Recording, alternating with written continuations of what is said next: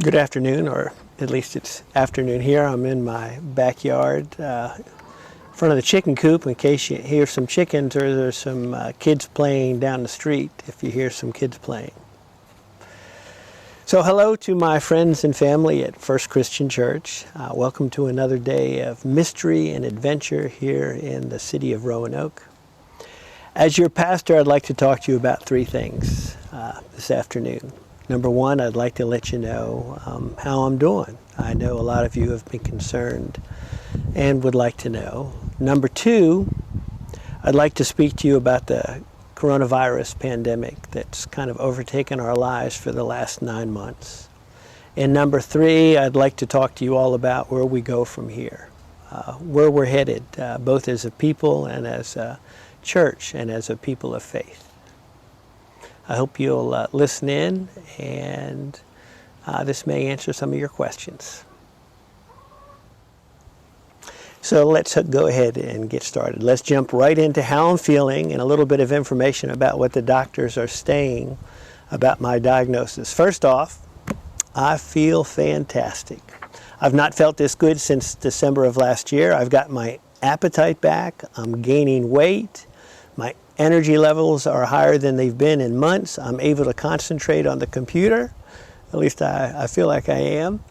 I've been working outside. I've been taking longer walks, and I'm even thinking about starting running again. If I didn't know any better, I would think there wasn't anything wrong with me, or that I had any health issues whatsoever.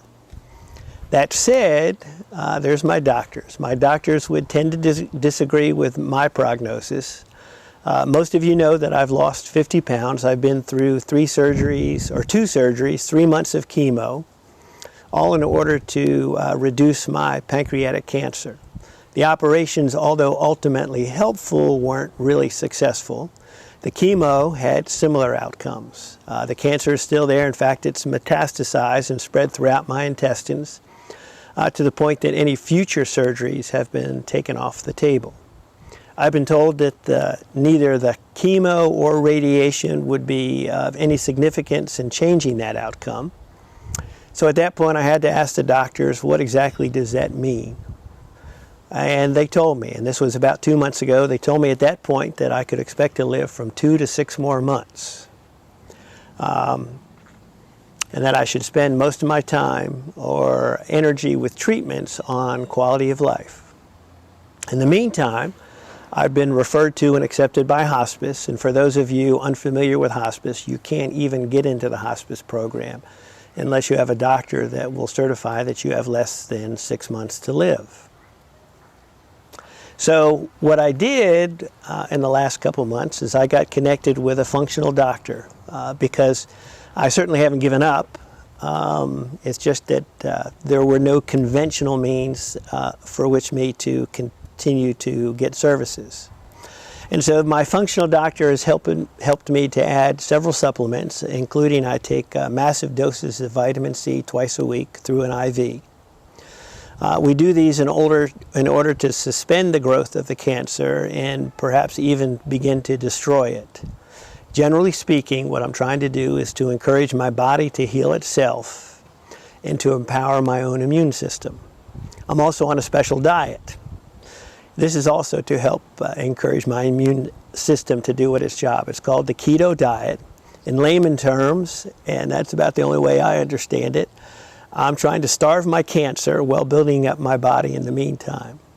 In practical terms, I can eat a lot of fat and a lot of bacon and a lot of meats. But I have to stay away from anything that contains sugar or carbs. And then for good measure, and I'm not really sure why, I'm not allowed to do any dairy products. I'm sure there's a reason for it.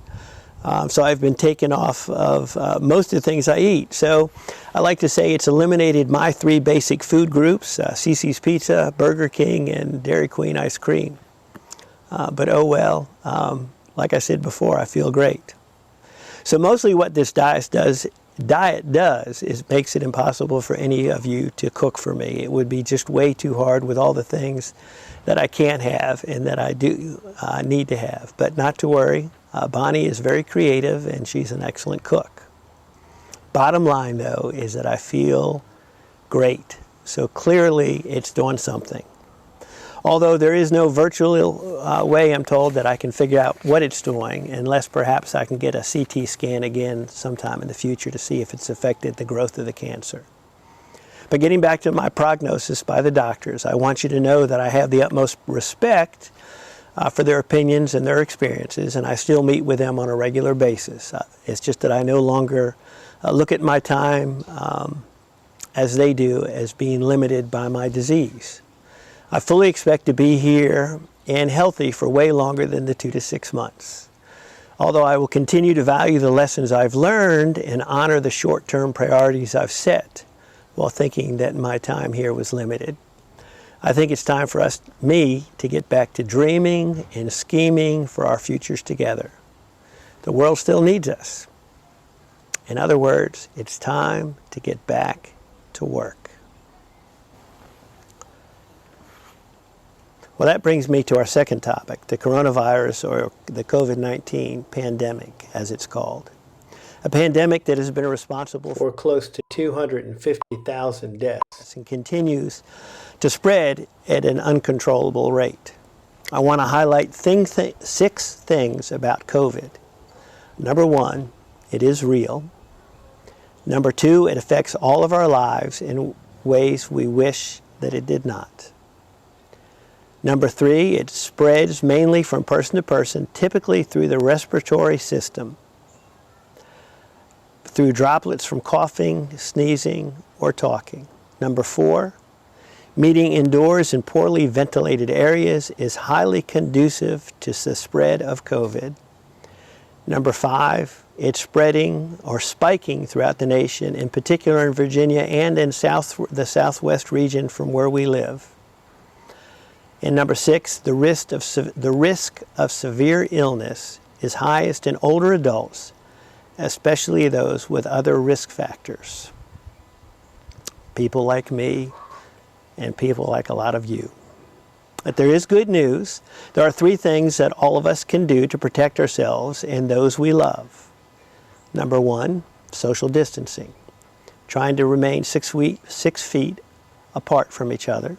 Number 2, washing your hands frequently. And number 3, for some reason the most controversial, is wearing a face mask whenever you're out in public. And of very special significance, several vaccines are slated to be available as early as January of this coming year. This is November, so that's only a couple months away.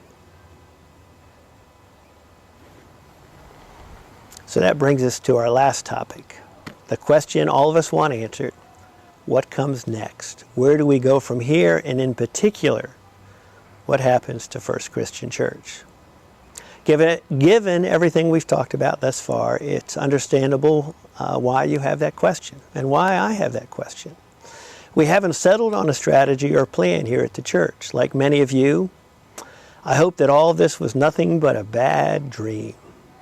And I hope that I wouldn't have to make a decision to take a stand. I wanted someone else to take responsibility for these tough questions.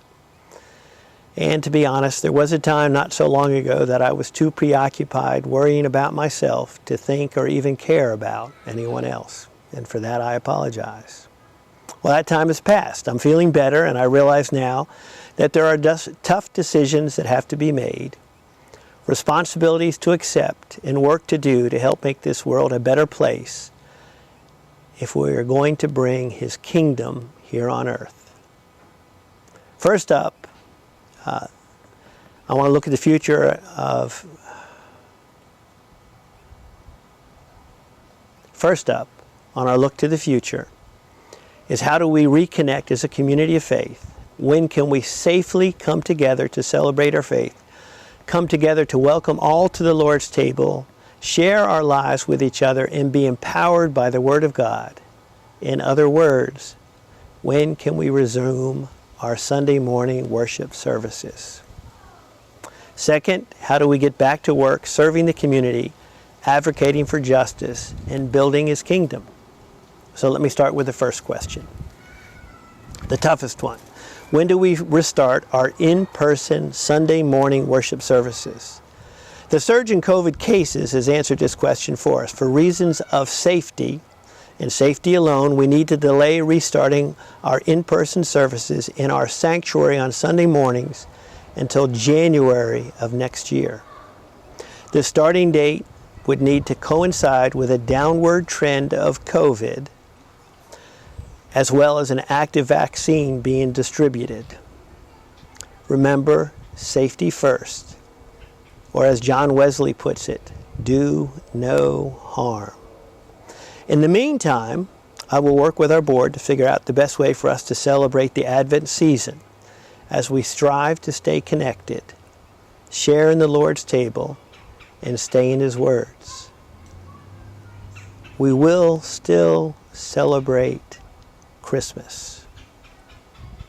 In answer to the second question, how do we get back to work serving the community, advocating for justice, and building the kingdom? Truth is, we never really stopped. We only slowed down. Dee has done a wonderful job with your help in our ministries, and Reach has still been serving the community throughout the pandemic, albeit in smaller numbers and in quarantined locations. The church building is being maintained, and Reach has continued to move forward in its plans to continue to serve the community. And once January arrives, and we have gained control of the upsurge in COVID-19 cases, and the vaccine begins to be distributed, our work both through the church and Reach will rebound in historic numbers as people will be seeking opportunities to get out and make a difference in their communities. First Christian Church will be uniquely positioned to welcome and handle this group of folks wanting to be a part of the solution. The world is changing and we're in the forefront. Roanoke needs First Christian Church to be ready and to lead in this charge in bringing people together through service to this world. God bless First Christian Church. God bless all of you as we live out our mission and vision as members of the disciples of Christ. I miss y'all. I love you.